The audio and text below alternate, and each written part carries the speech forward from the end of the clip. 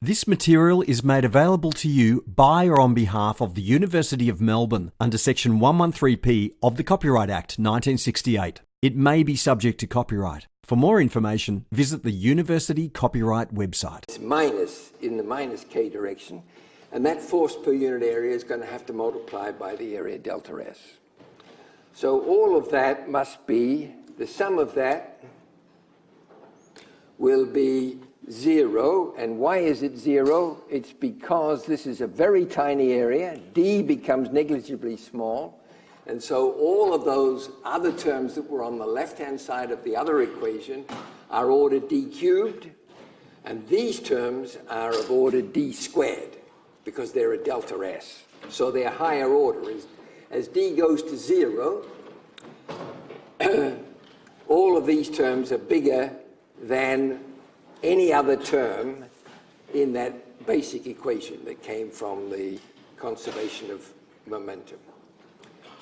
So now what I can do is if I leave this equation on the left-hand side and take every one of these to the right-hand side, then instead of the force on the minus I direction, I'm going to talk about the force on the plus I direction, and I just told you that one is minus the other. They must be for that little laminate to be in equilibrium. So then what I've done is divided these terms here by delta S. And so I have something over here from the left-hand side in that top equation, order d cubed divided by delta S, and delta S is of order d squared. And I take the limit as d goes to 0. These terms here are going to be 0. All right. Now let's go back to my little parallelepiped, and I want to work out what is the area. I better draw it for you.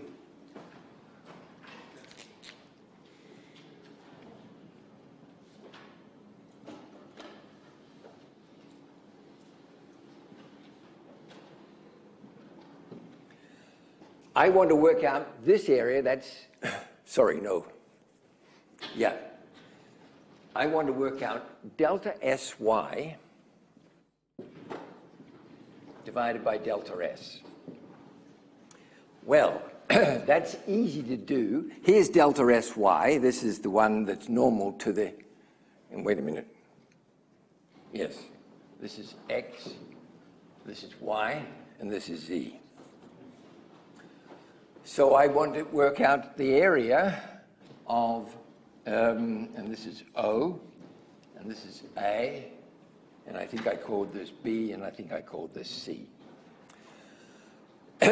So I want the area of the triangle OBC divided by the area of the triangle ABC.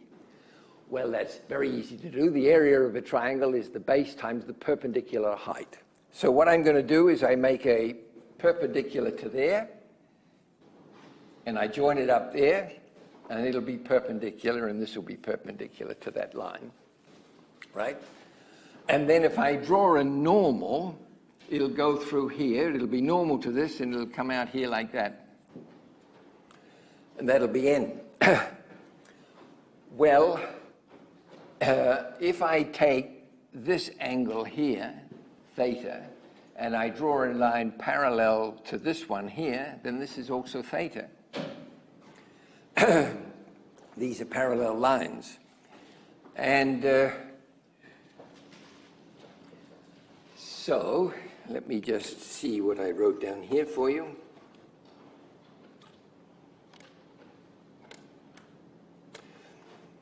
So the cosine of theta is the component of n in the y direction, which I've called ny.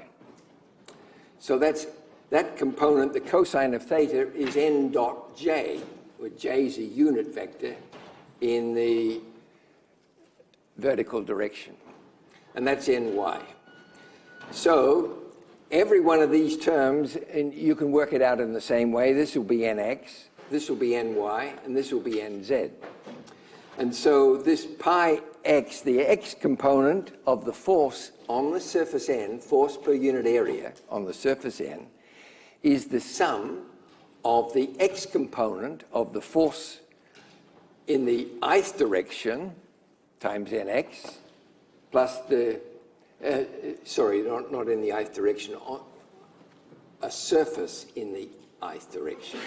So that is, the surface in the x direction is A, B, C, and so that's normal is in the ith direction. Pi x in J times Ny and pi x on the surface K times Nz. So that's just like a force being the sum of its components in the x, y, and z direction. But now we're talking about the same component of the force, but the surfaces that I'm talking about are perpendicular to each other, I, J, and K. And so this is the force in the x direction. This is the force per unit area in the y direction. And that will be, it'll be the same equation of this. I could change that x to a y, and it would be the component of the force in the y direction. And this is the component of the force in the z direction. So you can see that this is very simple,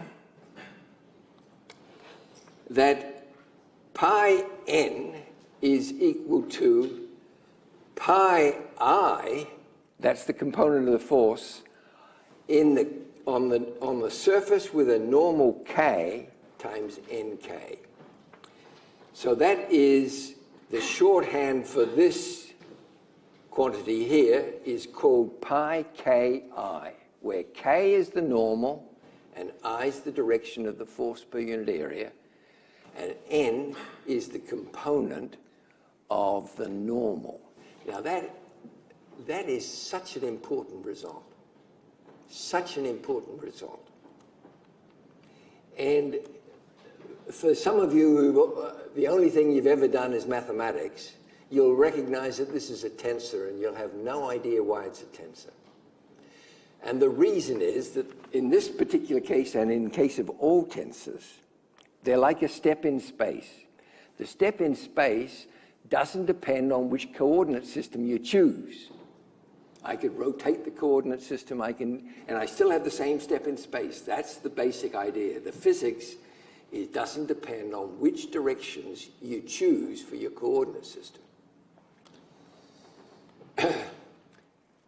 So the numbers pi ki, and they are numbers, transform with a change of axes such that the vector, the force per unit area, is independent of the choice of axes. And so pi ki is a tensor. And now I want to do one more thing for you. I want to motivate Gauss's theorem for this quantity. So here's a little cube. I've drawn it there, and I've drawn two faces, 1 and 2. So the force, I'm going to add up the forces in the x direction on this little cube. So the force per unit area in the x direction on the surface I with a normal, and that's going to be in the minus direction, so it's minus pi xi, times the area, delta y, delta z, and the force on this face is pi xi, because it's in the opposite direction, plus d dx of pi xi delta x. It's in the opposite direction because the normal, the normal is in the opposite direction. So you can see that if you add these up, you get d. Oh, I'm sorry. So you have those two, and you add them up, and you get d dx of pi xi delta x delta y delta z. But I could do the same thing if I added up the forces in the x direction. In the y direction, that would be the top surface here and the bottom surface here, and I'd get d dy of pi yi delta y, and the area of the stress is delta x delta z.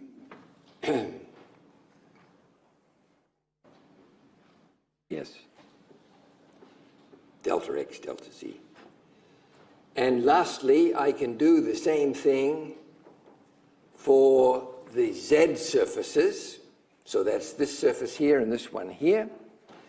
And I'd get d dz of pi z is the direction of the normal. I is the direction of the force in the x direction. But now I get dz, and the area that it's acting upon is delta y, delta x, delta y, delta x. So if you sum all of those forces in the ith direction over all these little cubes, then you can see that if I have a cube next door to this one, the force will cancel on this side with the force on its next neighbor. So they cancel in pairs. So you add up all these forces and they all cancel in pairs, except for the boundary. Except for the boundary. And so you can use, this is nothing other than Gauss's theorem done physically, in the way, by the way, that Feynman does it in volume 2. So, for the force in the ith direction, I've just shown you that the integral of pi ki nk on the surface leads to the sum over all cubes of d dxk of pi ki. So this is d dxk of pi ki dv, delta v. So I've got delta y, delta x, delta z, delta x, delta y, delta z, they're all dv. So I've summed up all of the little components and all the surfaces cancel in pairs except for the boundary. And that's Gauss's theorem. So there's great merit in all of this. So we go back now to our basic equation in integral form. And it said the rate of change of the ith component of momentum in the volume dv plus the flux over the surface, which was rho ui u dot n ds, was equal to the integral over the surface of pi ki, or pi I on the surface n summed over the area ds, and I've changed that pi I for the normal n to be pi ki nk. So I can always take these numbers at every point on the surface and work out pi ki and the nk. And then I've got the integral over the volume of rho fi dv. So now I'm going to use Gauss's theorem on this and on this, and I'm going to put everything on the left-hand side. So I have the integral over a volume. These surface integrals now become volume integrals. And I have the partial derivative of rho ui plus d dxk of rho ui uk, that's this term here from Gauss's theorem, and d dxk, taking this one here and using Gauss's theorem that I've just shown you, it's d dxk of minus pi ki. If I take this to that side, and then it's minus rho fi dv. Or, so now here's the great leap forward. If derivatives exist, and they don't for shock waves, but in general, if derivatives exist, then this integral, because the volume is arbitrary, if I chose any region where this expression inside the brackets was not zero, I could just integrate that over the volume. And I'd get, if it were not zero, I'd get something. But I have to get zero. So it tells me that everything inside those brackets must be zero. So that's how you get from the integral equation, which was just physics, to the differential equation, which you've all seen before. I hope so. And in general, so it's not difficult, not hard for you to understand. But if you haven't seen it before, you absolutely need to think about it. So now there's one more step, and that's to split this force per unit area on the boundary into two parts, a pressure and a viscous stress. And we're going to want to do that because, for good reasons, we're going to throw out the viscous stress. We're going to say it's relatively unimportant. At high Reynolds number, that's true, except in the boundary layer. So, this force per unit area, you can never escape the fact that there's going to be a pressure. And what is the tensor form of the pressure? Well, we're going to come back to it. You've seen me do it before. It's minus P. So we replace this force by minus P delta Ki plus tau Ki. And if we, for the minute, suppose, oh, good God.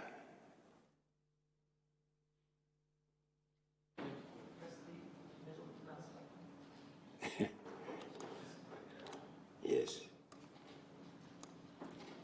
If we suppose,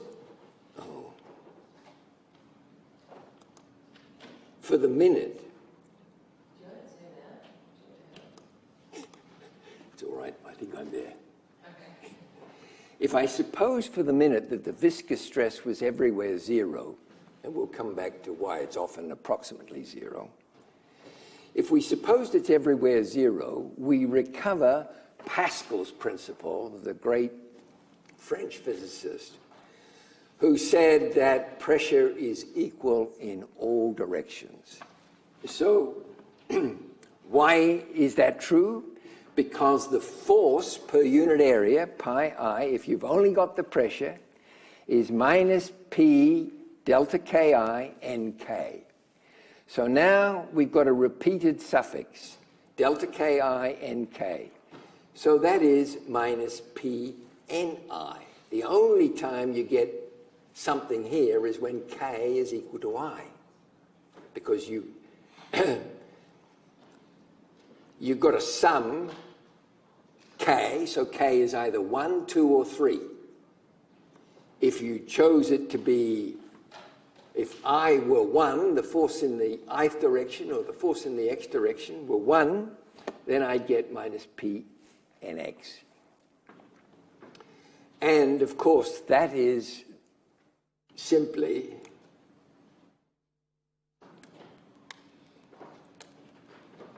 Ni is simply minus P N dot I.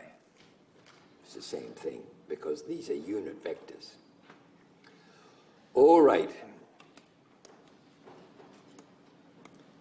So now let's look at the force on a surface perpendicular to the x direction. So we're looking for the force in the x direction, not in the y direction, in the x direction, on a surface which has a normal in the x direction. So n is nx only. So n is equal to I. And so I get minus p plus tau xx. The normal is in the x direction, and the force that I'm interested in is the force in the x direction. So it's minus p, and that's physically obvious. What is the force on this surface in the x direction? The stress will tend to pull the fluid out, if this was honey, and the pressure would tend to stop it. So it's minus p plus tau xx dy dz. Now, in general, what is the expression for this stress tensor, tau Ki? Viscous stress tensor. It's related to the coefficient of viscosity, and you will have seen it in other courses, and I'm not doing it again for you. It's dui dxk plus duk dxi. So these are stresses if you shear the little a little rectangle. If you shear it, then you have a tau yx. And it'll be a du dy, and for tau yx will be du dy plus, and this will be 0 dv dx, which for that simple case is 0. And now, if it's a compressible fluid, we have to take into account that the volume might be expanding. And so if the volume changes, then that has to be due to viscous effects, and div u wouldn't be 0. But if it's incompressible, you'll remember our equation for the mass was d rho dt plus d dxk of rho uk, or the divergence of rho u equals 0.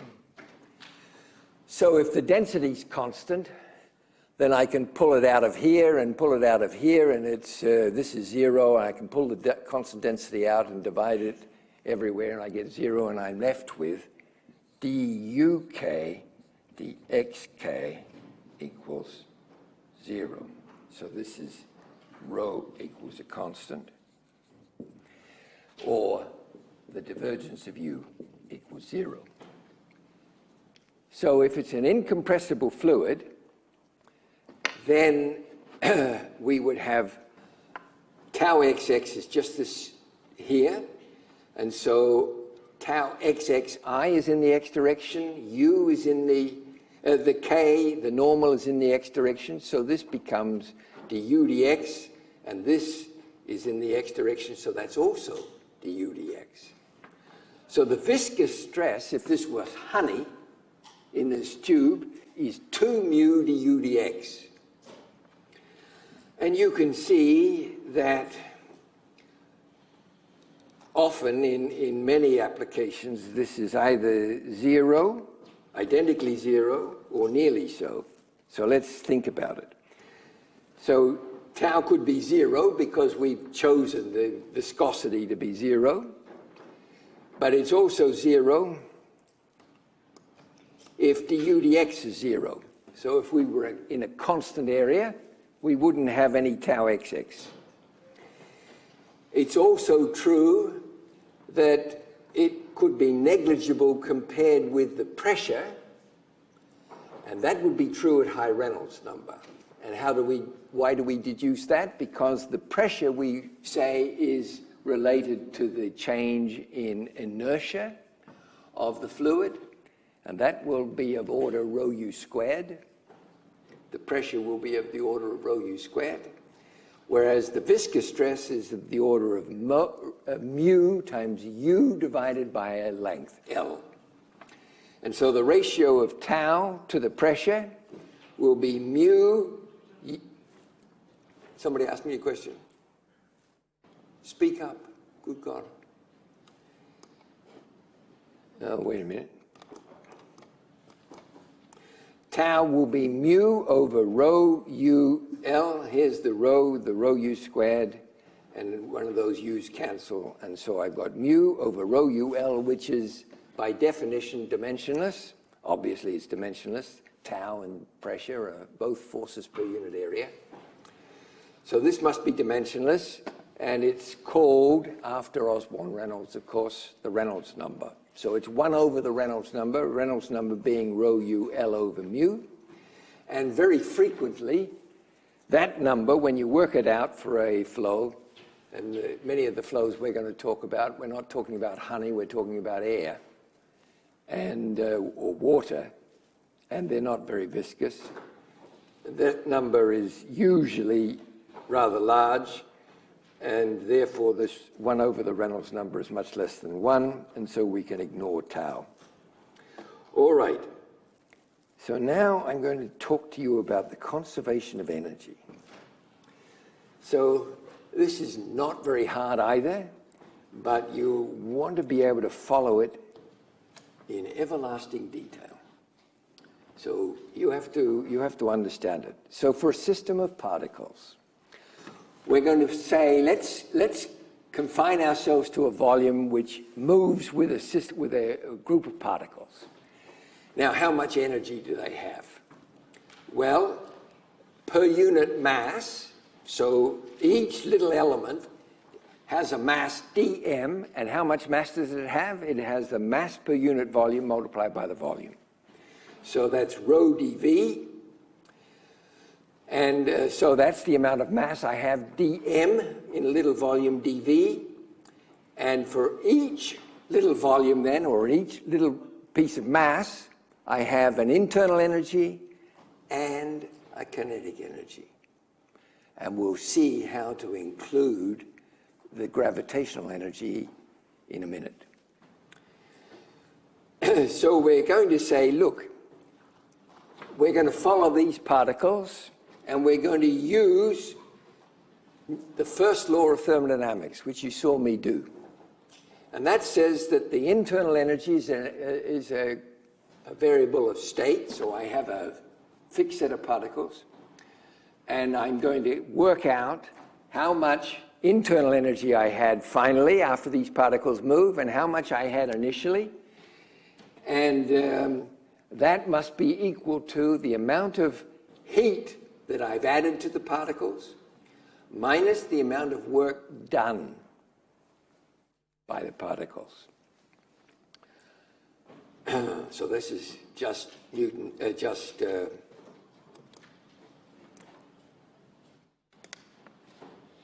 the first law of thermodynamics. All right, so now, so this is a rate of change following a set of particles. It's the rate of change of E plus a half U squared dV. And I'm going to imagine adding heat to it. For example, I'm going to burn one of the gases that's in that fluid. So the amount of heat that I'm going to have depends on how much gas I burned and how much heat was released per mole of reactants. Minus the work done, and it might be doing work because there's some kind of gas turbine in there doing a lot of work, driving a compressor. All right.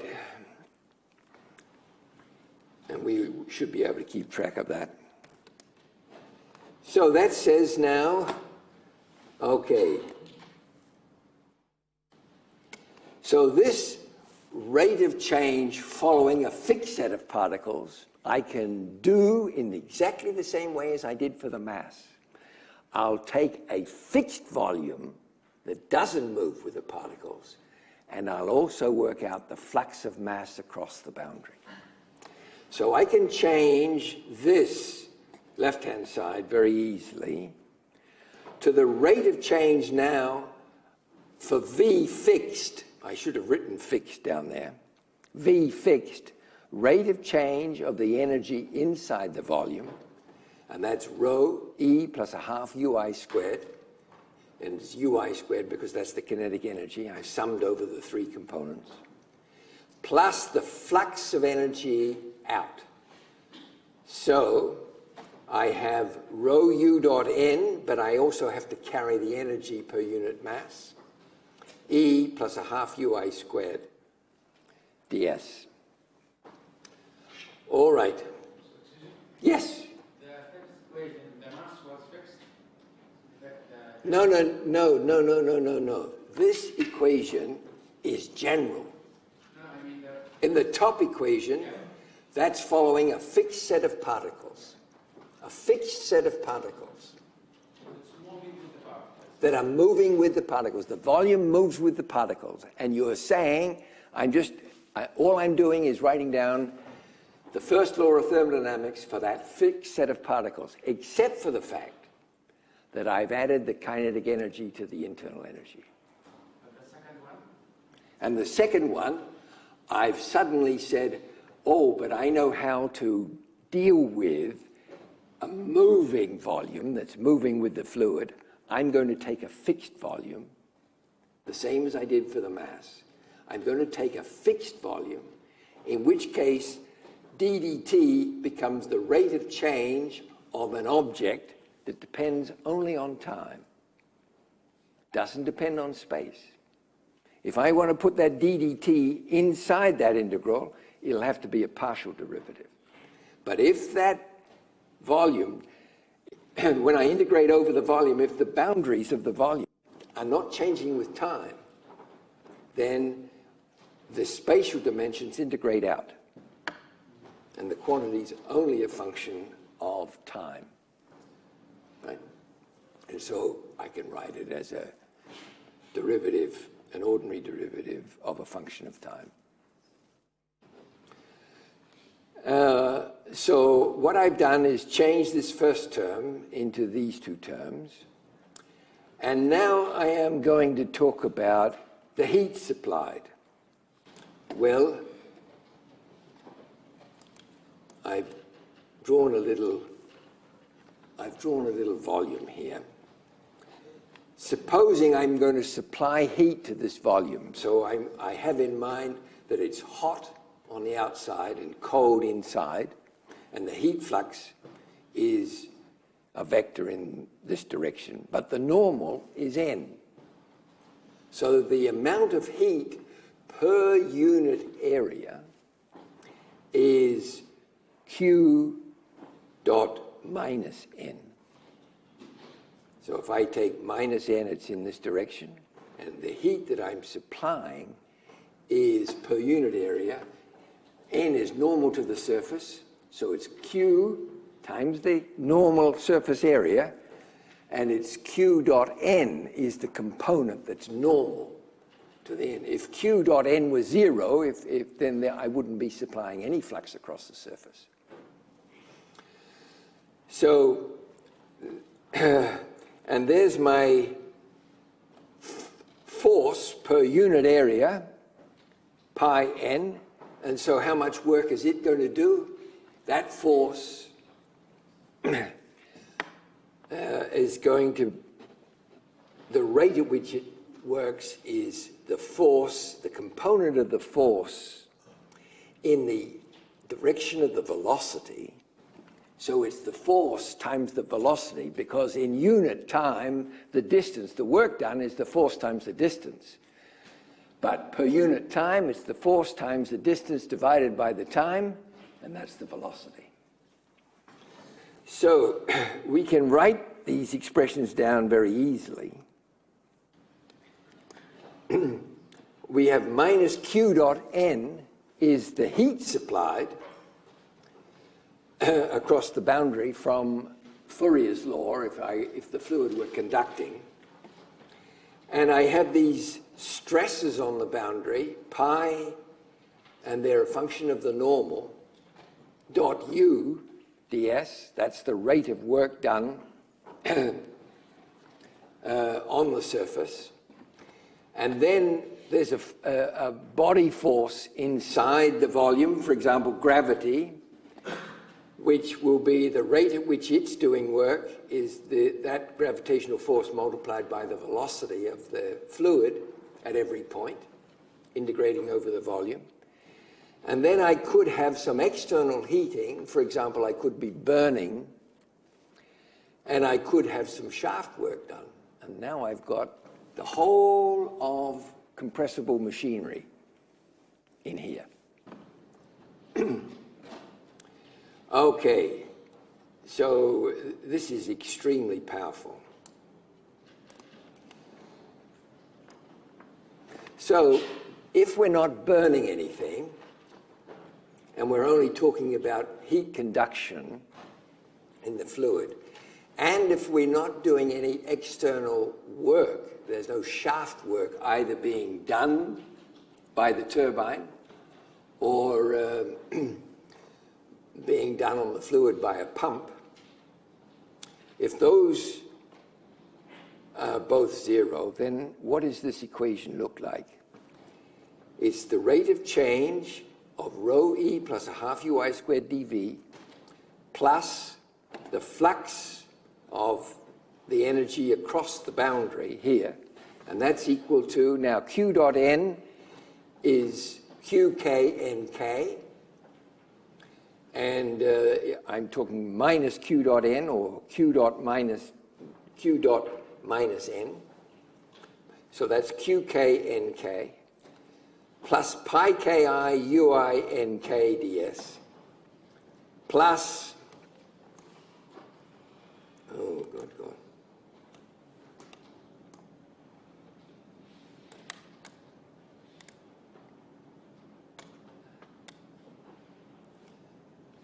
Plus the work done by this gravitational force, rho Fi ui. All right, the same trick as we've done many times before. We're going to replace these NKs and these surface integrals, things happening on the boundary, with little volumes inside the volume. So we're going to use Gauss's theorem, and you've seen me do it now many times. So the first term is d dt of rho e plus a half ui squared, and you'll notice that I've taken that d dt inside the boundary. And that's because these quantities inside here actually depend on x, y, z, and t. But when I integrate it over a fixed volume, all of those spatial variations don't matter, and I'm left with something. If I differentiate from outside the volume, then I'm differentiating a function only of t. But if I pull that derivative inside, I've got to take the partial derivative. So this is the partial derivative of rho into e plus a half ui squared. Now, this one here, you've seen me do this. This must be d dxk of rho uk e plus a half ui squared. So this is d dxk, rho uk e plus a half ui squared. That's how I got this term here. And now this term here is a pi ki ui. So then I'm left with something, I'm summing over I, I'm left with some function of k and k, and that's going to be Gauss's theorem again. So this, taking it across to the left-hand side, it's minus pi ki ui.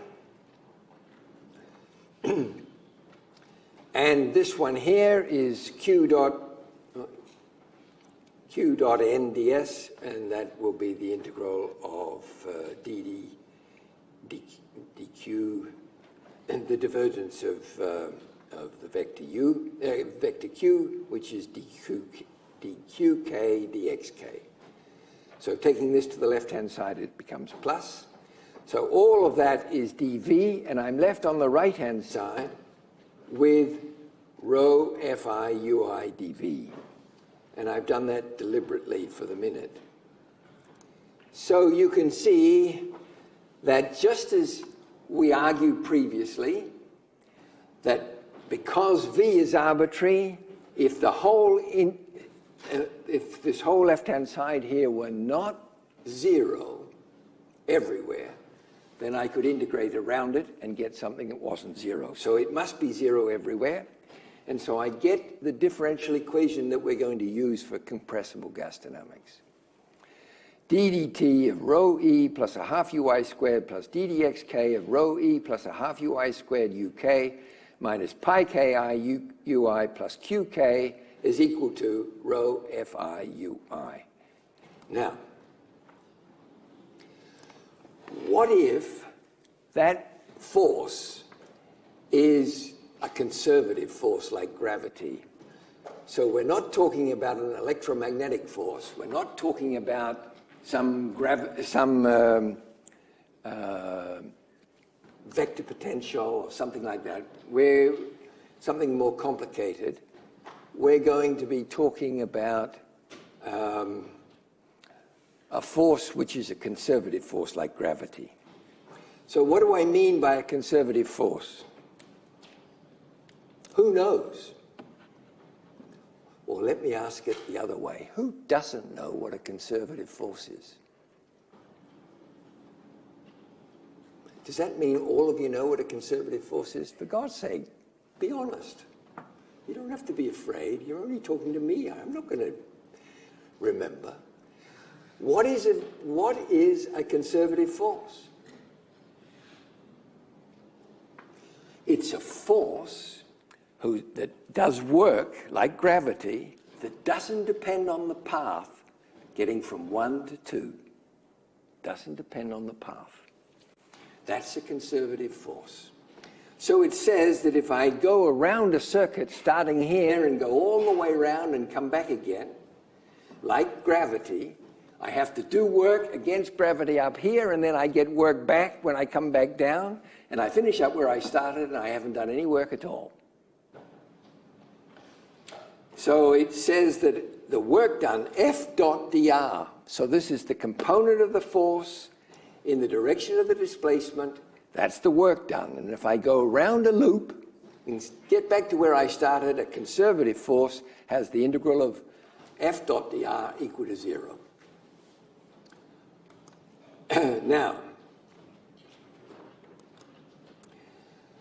you will know Stokes' theorem. It's just like Gauss's theorem, and it works in the same way.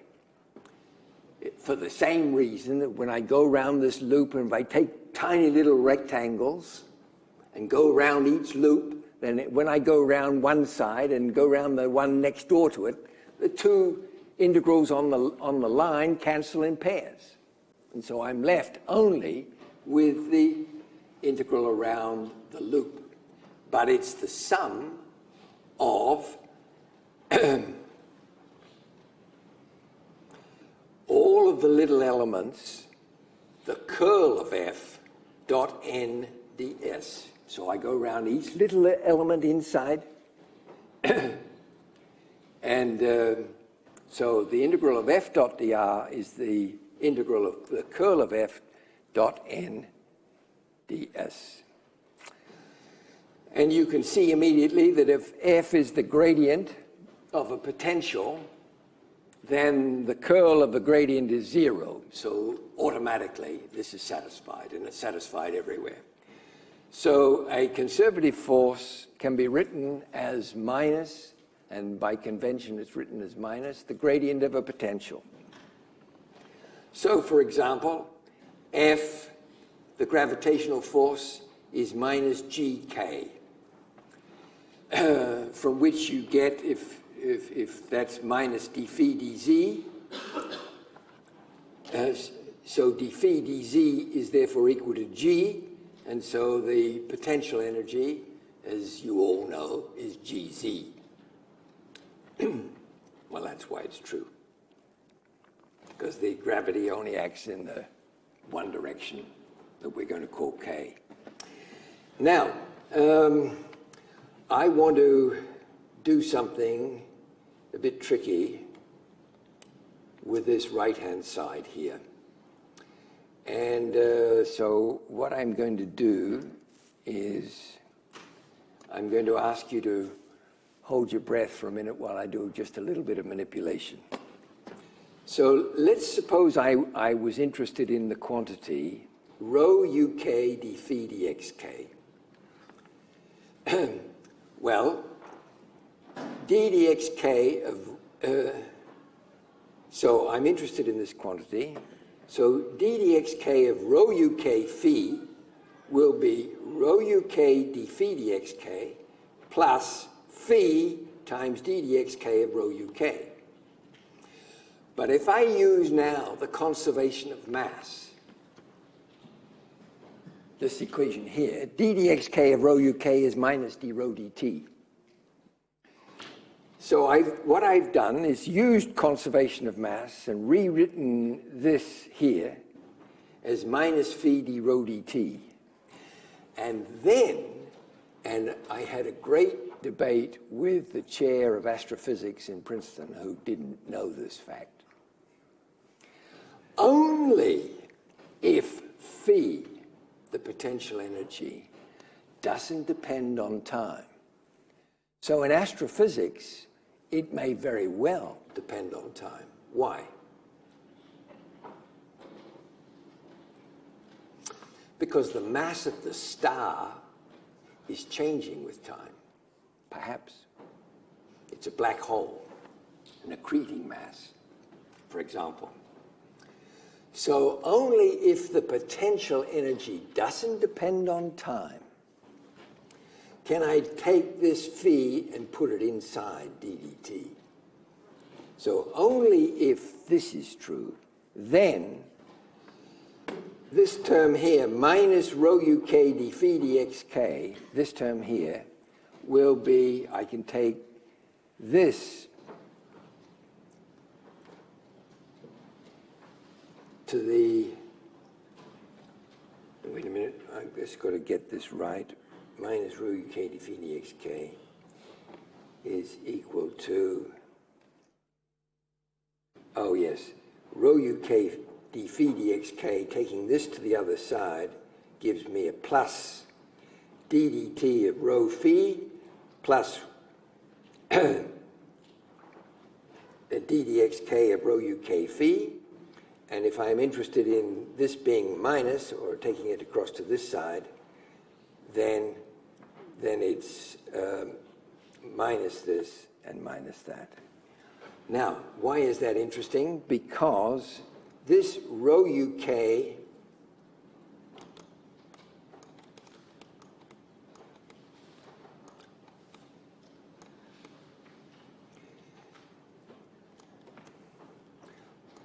rho uk d phi dxk is the same thing as rho fi, because this, if the force is a body force, then this is minus the gradient. If it's a conservative force, it's minus the gradient of phi. And so this fi ui is the same thing as fk uk. Doesn't matter because it's summed. So this thing is rho fi ui, and I now know that it's these are the terms on the right-hand side. Rho uk phi minus ddt of rho phi. And so now I can take this term on the right-hand side and put it all on the left-hand side. And so I'm going to get rho uk phi here and a rho phi here. And so another way to write the energy equation, if I have a gravitational field that's not changing with time, is rho e plus a half ui squared plus phi and ddxk of this. And then my energy equation is this. So I've assumed there is no heat supplied and no work done. And that's provided phi is a function only of x. Now I'm going to do one more thing. Let's suppose that pi ki, as we did before, is made up of a pressure and a viscous component. And pi ki is therefore minus p delta ki plus tau ki. So if I work out now, so keep in your mind the pi ki ui for the minute. And what I'm going to do is I'm going to remind you that the enthalpy, which we defined to be E plus P over rho. So I also needed to work out minus P delta Ki times Ui. So I is summed. The only time I'm not going to get 0 is when I is the same as K. So this thing must be minus PUK. So if I didn't have any viscous stress, just the pressure, then I could take, in my last expression here, I could take the pressure part of this and I'd have plus PUK. And now I could, since I have a UK here, if I divided P divided by rho, I could put that part of this term into here. But then I'd have E plus P over rho. But E plus P over rho is by definition the enthalpy H. And so here is why enthalpy plays such a huge role in compressible gas dynamics. It's because the pressure work term gets absorbed alongside the internal energy into a new variable called the enthalpy. All right, so now this equation, if that is true, I've left out the viscous stress here, so I still got that, minus tau chi ui plus qk, but the pressure got absorbed into here, and I have H plus a half ui squared plus the potential energy. And that, for a control volume, that is true for the differential equation, and all I got to do is go back using the inverse of using Gauss's theorem, and then this will be the rate of change within the volume of rho times the energy per unit mass, dV. I've left out an integral dV there. I should have put that in. Plus an integral over the surface, the flux out of the energy per unit mass. H plus a half ui squared plus phi is the potential energy times rho uk is the flux of mass across the boundary, u dot n. And if I have viscous terms in there, viscous work done is tau ki ui nk, and the heat supplied is qk nk, and if I have an additional heat supplied, because I'm burning, then that's the rate of heat supplied, and this is the shaft work that's done. And that is central for a whole lot of compressible machinery.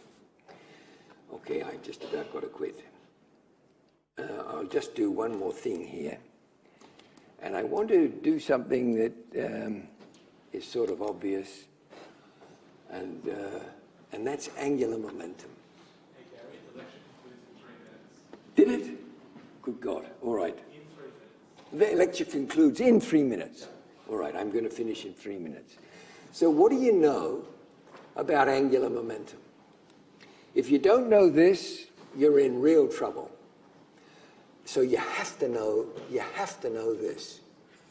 For a system of particles, the sum of all the moments about P of all the forces acting on the particles, the sum of all the moments about P of all the forces acting on the particles is equal to the rate of change of the moment of momentum of all the particles about P.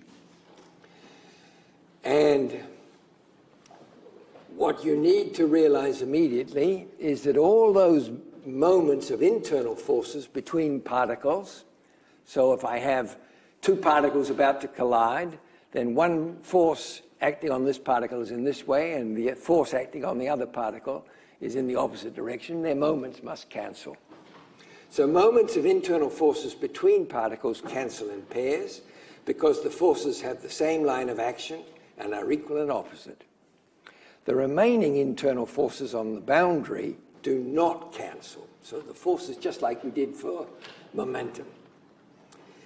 And that statement that I just made is only true under some circumstances.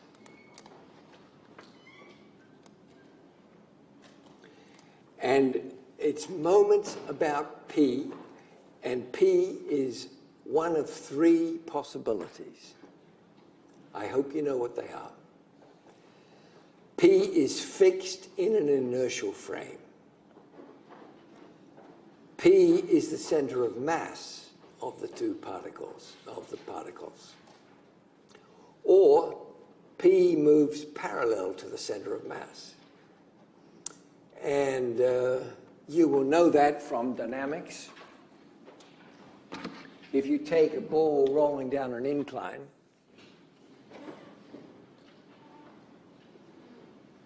then when you work out the angular momentum and you take moments, the fact that this is the center of mass and it moves in this direction, I can take the center of mass, or I could take any point